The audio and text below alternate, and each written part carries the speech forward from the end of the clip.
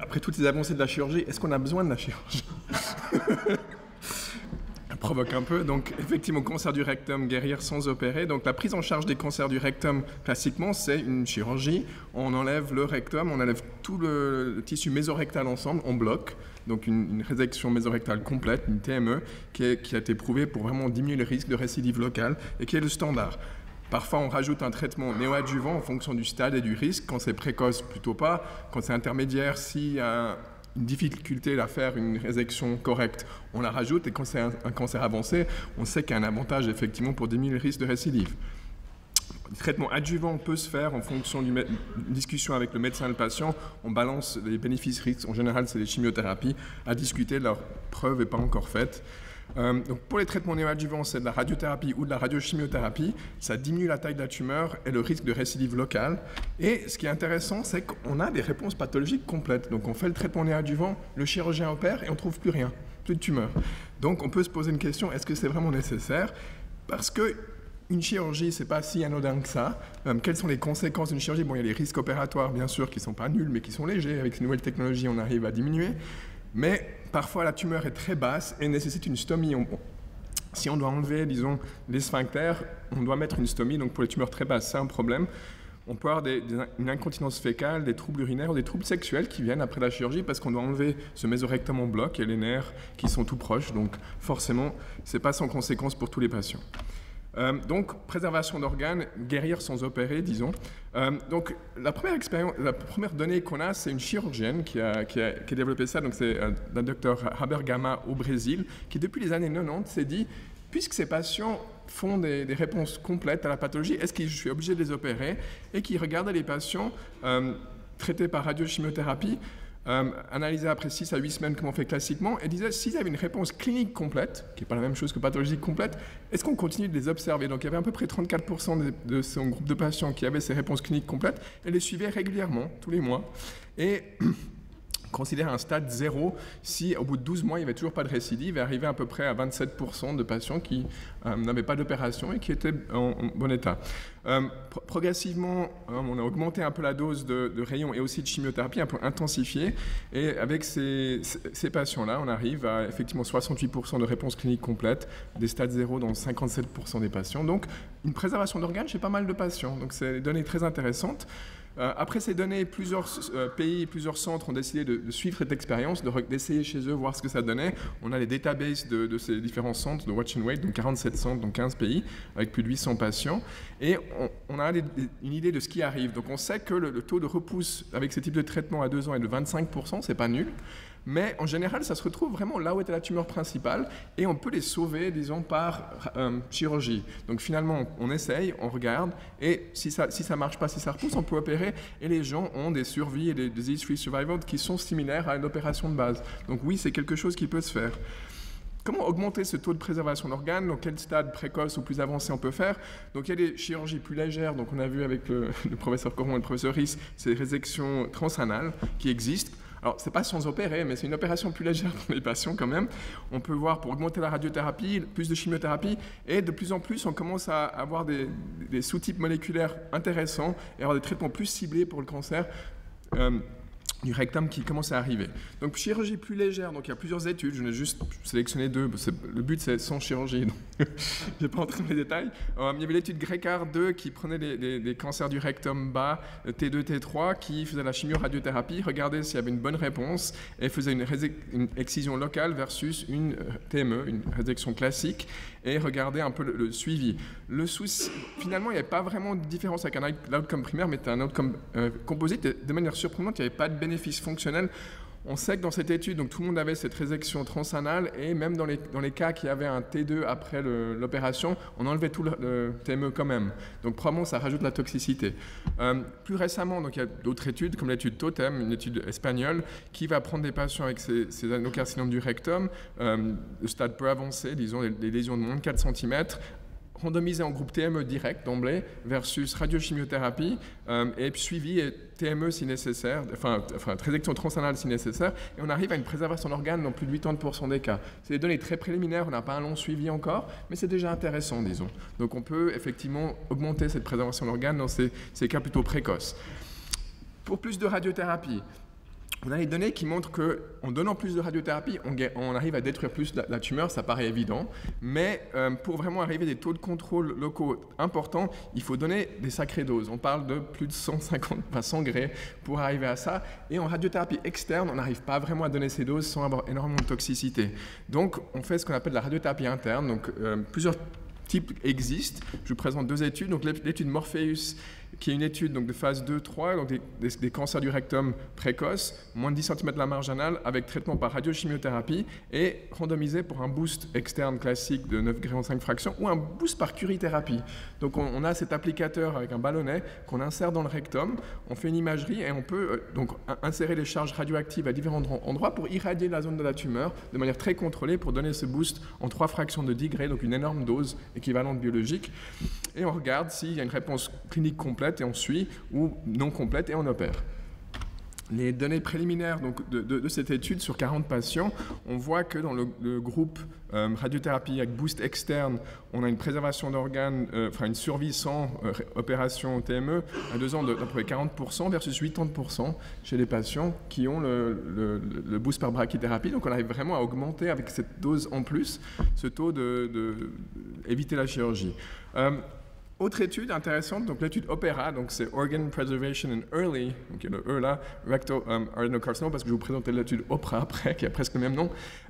Donc là, c'est une étude de phase 3 dans 17 centres, en France, Royaume-Uni et en Suisse, donc on a participé ici à Genève, avec 148 patients, donc c'est des adénocarcinomes du bas au moyen rectum, T2, T3A ou B, donc ça plutôt précoce, moins de 5 cm, N0 voire un N1 petit, des petits ganglions de moins de 8 mm, disons, et on randomise donc radiochimiothérapie standard, disons avec le boost, et le bras B c'est avec une contactothérapie, et là c'est aussi en 2 groupes. Si la tumeur est moins de 3 cm, ils vont faire le boost d'abord, et ensuite faire la radiochimiothérapie, et sinon si c'est plus de 3 cm, on fait la radiochimiothérapie, et puis après le boost. Donc ça, et on suit effectivement pour faire soit une TME s'il n'y a pas une réponse complète, soit un suivi, voire une excision locale s'il n'y a pas une réponse légèrement complète. Et ça, c'est aussi un point qui est délicat, c'est quoi une lésion presque complète? Une réponse presque complète, c'est difficile à dire. Donc la radiothérapie endocavitaire, juste, c'est des rayons X à basse énergie, mais à haute dose sur la tumeur, c'est 3 fractions de 30 Gray, c'est des énormes doses. L'idée étant qu'il y a peu de pénétrance de ces rayonnements, donc on va toutes les 2 semaines faire une séance et on détruit toutes les couches superficielles de la tumeur jusqu'à ce qu'on arrive à enlever une grande partie de la tumeur sans chirurgie. Voilà.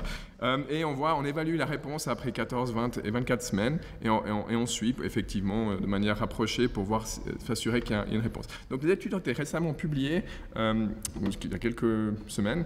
Donc on voit que le taux de préservation d'organes à 3 ans dans toute la cohorte, c'est 81% dans le groupe avec contactothérapie et 59% dans le groupe avec radiochimiothérapie et boost standard, ce qui est déjà excellent.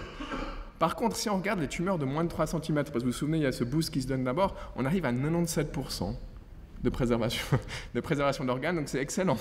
Disons, on a des excellents résultats. Donc pour des petites tumeurs, après c'est des tumeurs qui effectivement ont été opérées sans traitement de radiochimiothérapie autrement, mais dans ces patients, on peut effectivement se passer de la chirurgie clairement. Et il y a vraiment les avantages pour les tumeurs très basses où une amputation est nécessaire avec une stomie, de les préserver par ce type de schéma. Donc de très intéressants résultats là. On va voir le suivi à le plus long terme aussi qui doit arriver, mais déjà ça. Donc l'étude OPERA, la toxicité était très raisonnable, pas de différence entre les 2 groupes. Il y avait plus de saignements rectaux quand on fait la contactothérapie, à peu près 63%. C'est des légers saignements qui arrivent parce qu'on a des télangiectasies qui se forment après une dose aussi grande, mais seulement 6 patients, donc 5 dans le groupe B et 1 dans le groupe A, qui a nécessité un traitement au laser argon. La fonction rectale est excellente aussi. On voit que, donc, si on regarde le score LARS de plus de 30, donc il n'y a pas de symptômes majeurs, donc ici il y a des symptômes majeurs, c'était que dans 21% du groupe A et 17% des patients du groupe B, donc pas de différence entre les groupes. C'est vrai que quand on fait la chirurgie, il y a aussi des risques de syndrome LARS. Donc. Et puis les métastases à distance, ça c'est toujours un problème. À 3 ans, il y avait 9% dans les 2 groupes. C'est vrai que même si c'est des petites tumeurs, on a toujours ce risque de métastases à distance. Et ça, il faut vraiment un recul à plus long terme. Est-ce qu'en faisant cette préservation d'organes, est-ce qu'on ne perd pas une chance de guérir des patients qui vont avoir des métastases? Et ça, il faudra plus de temps et plus de données pour vraiment y répondre. Plus de chimiothérapie. Alors, ce qu'on a comme données, donc récemment, on a les stratégies de TNT, c'est pas de la dynamite, c'est Total Neoadjuvant Therapy. L'idée étant que des tumeurs avancées, donc il y a les 2 études, Rapido et Prodige 23, qui prenaient des tumeurs avancées du rectum, donc des T4A, T4B, ganglions positifs, marge de résection à risque, et qui se disait que ces patients sont plus à risque d'avoir des métastases à distance à long terme, donc on va donner une chimiothérapie néoadjuvante plutôt qu'adjuvante, parce qu'on sait quand on fait la chimiothérapie adjuvante, finalement, après la chirurgie, les gens ne veulent plus trop la faire, ils sont fatigués, mais on la donne avant la chirurgie, la compliance est nettement meilleure.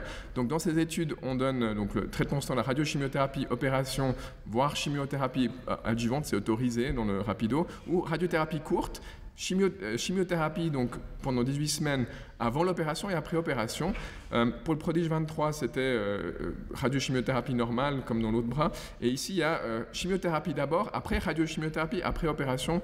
Bon, c'est pas vraiment une TNT parce qu'il y a aussi de la chimiothérapie derrière, mais vous comprenez, c'est des traitements qui sont beaucoup plus intensifiés. Et ce qui est intéressant, donc, d'une part, ces études au monde étaient positives parce qu'il y a moins de métastases à distance, donc ça a prouvé leur point, c'est que dans les cas très risqués, on arrive à diminuer le risque de métastases. Mais ce qui était intéressant pour la préservation d'organes, c'est que dans des tumeurs très avancées, on arrive quand même à plus de 28% de réponse pathologique complète. Ces études n'étaient pas prévues pour préserver les organes, même si les patients ont insisté quand même, mais on voit vraiment des réponses pathologiques complètes intéressantes pour les tumeurs avancées. Donc on a aussi maintenant les données de l'étude OPRA qui ont été publiées. Donc ça c'est Organ Preservation Rectal Adenocarcinoma, donc je n'utilise pas le E pour early comme dans OPERA. Donc c'est une étude de phase 2 sur 320 patients. Aux États-Unis, des stades 2 ou 3, donc des T3, T4, N0 ou des N1, N2, des tumeurs plus avancées que l'étude OPERA. Et donc on randomise en 2 bras. Alors là, l'idée de l'étude, c'est de faire une radiochimiothérapie intensifiée et d'essayer de préserver l'organe si on arrive. Donc le but de l'étude, c'est de préserver l'organe si on arrive. Donc s'il y a une réponse complète, on préserve. S'il n'y a pas une réponse, on opère. Et ils ont randomisé 2 schémas différents. Soit on commence par la chimiothérapie, on fait la radiochimiothérapie comme dans l'étude Prodige, soit on commence par la radiochimiothérapie et on fait la chimiothérapie après. Parce que finalement, on ne sait pas quel schéma est mieux. Voilà. Donc ça, c'était l'idée de l'étude. Ce qu'on voit, c'est que la survie à distance, enfin la disease-free survival, l'overall survival, la rechute locale, la rechute à distance sont similaires entre les 2 bras. L'idée de l'étude, c'était de montrer qu'on aurait une disease-free survival qui serait meilleure que le contrôle historique. Et finalement, on a la même chose. Mais en fin de compte, oui, c'est vrai qu'on n'a pas une meilleure DFS, mais ce qui est intéressant, c'est est-ce qu'on arrive plus à préserver les organes, à avoir une meilleure qualité de vie. Et là, les résultats sont intéressants. Donc, et d'une part, donc oui, on arrive à préserver les organes des patients. D'autre part, on voit que le bras où on fait la radiochimiothérapie d'abord et après la chimiothérapie est significativement meilleur. Et on arrive, disons, une survie sans TME à 3 ans de 60% dans le bras radiochimiothérapie chimiothérapie versus 47% dans l'autre. Mais c'est quand même presque 50% dans les 2 bras. Donc on arrive à préserver les organes même dans les tumeurs plus avancées. Donc intéressant comme données dans cette étude. Il y a de nombreuses études de préservation d'organes qui sont en cours ou qui sont publiées où on suit le long terme. Des points importants, c'est de définir quand est-ce qu'on regarde la réponse du traitement. Et on voit que la réponse n'est pas vérifiée en même temps dans toutes les études. Et d'ailleurs, dans les études, on a les meilleures réponses. Il semblerait, si on attend plus longtemps, on a une meilleure réponse. Probablement parce qu'on donne plus de temps pour le traitement d'agir. On sait dans les cancers du canal anal, qui ne sont pas très loin du rectum, qu'on peut prendre même jusqu'à 6 mois pour avoir une réponse complète après une radiochimiothérapie, qui est le standard, disons. La prise en charge est sans opération standard. Donc, peut-être quand ça avance vers ça dans le rectum, en même temps, il ne faut pas rater le coche. Et les tumeurs qui ne répondraient pas, il ne faut pas les laisser progresser ou développer des métastases. Donc, il y a beaucoup de choses à voir. Comment est-ce qu'on analyse aussi, est-ce qu'une réponse presque complète, near complete response, comment est-ce qu'on le définit? C'est défini un peu différemment par les études. Comment est-ce qu'on suit ces patients? Est-ce qu'il faut résécter transanalement? Est-ce qu'on les suit toujours? Comment on fait ça? Donc, tous les points à répondre. Mais voilà, pas mal d'études en cours pour répondre à ces choses. Donc, en conclusion, la prise en charge des cancers du rectum se dirige vers la préservation d'organes. On a besoin de plus de données et un plus long suivi, mais c'est clairement quelque chose où on se dirige. Dans les stade précoce, on a vraiment des taux élevés de préservation de plus de 80%. Donc pour des tumeurs très basses, pour éviter la stomie, il faut absolument les proposer, je dirais. Le traitement optimal dans les stades plus avancés est toujours en cours d'investigation. On a déjà 60% dans l'étude OPRA, ce qui est excellent. Et puis sinon, j'ai pas voulu trop développer ça. Il y a des nouveaux sous-groupes intéressants, par exemple les patients qui sont microsatellites instables. Et on a donc c'est 5 à 10% des cancers. Et on a une étude qui était publiée dans le New England tout récemment qui montrait qu'en donnant une immunothérapie, donc le dostarlimab, une anti-PD1, dans les cancers du rectum avancés de stade 2 et 3, on arrive à une réponse clinique complète dans tous les patients. Mais il n'y avait que 12 patients. L'idée, c'était d'opérer ceux qui n'avaient pas une réponse complète, mais au bout de 12 patients, tous avaient bien répondu de manière spectaculaire. Donc peut-être c'est un avenir aussi. Ça reste un petit sous-groupe. On espère qu'il y aura d'autres sous-groupes dans le futur. Mais c'est aussi un cas où on pourrait se passer de la chirurgie. Voilà. Merci pour votre attention.